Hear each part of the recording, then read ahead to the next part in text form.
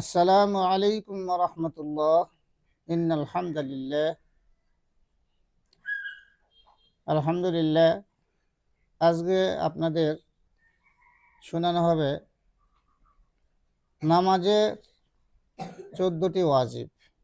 নামাজের 14টি ওয়াজিব সম্পর্কে আজকে শোনানো হবে ইনশাআল্লাহ।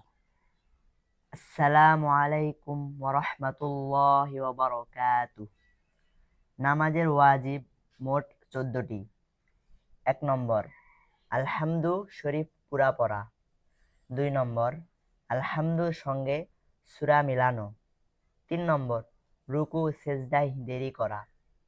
4 নম্বর, রুকু হইতে সোজা হইয়া খাড়া হইয়া দেরি করা। 5 নম্বর, 2 সেজদার মাঝখানে সোজা হইয়া বসিয়া দেরি করা। 6 নম্বর, দরমিয়ানি বৈঠক। 7 নম্বর, দোনো বৈঠকে আত্তাহিয়াতু পড়া। 8 নম্বর, ইমামের জন্য কেরাত আস্তে বা জোরে পড়া। 9 নম্বর, ভিতরের নামাজে দোয়ায়ে কুনুত পড়া। 10 নম্বর, দোনো ঈদের নামাজে 6 তাকবীর বলা।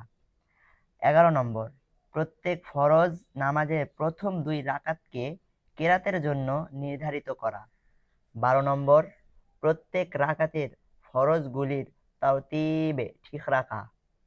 13 নম্বর, প্রত্যেক রাকাতের ওয়াজিবগুলির তারতিব ঠিক রাখা। 14 নম্বর, আসসালামু আলাইকুম ওরহমাতুল্লাহ বলিয়া নামাজ শেষ করা। আসসালামু আলাইকুম ওরহমাতুল্লাহি ওয়া বারাকাতুহু।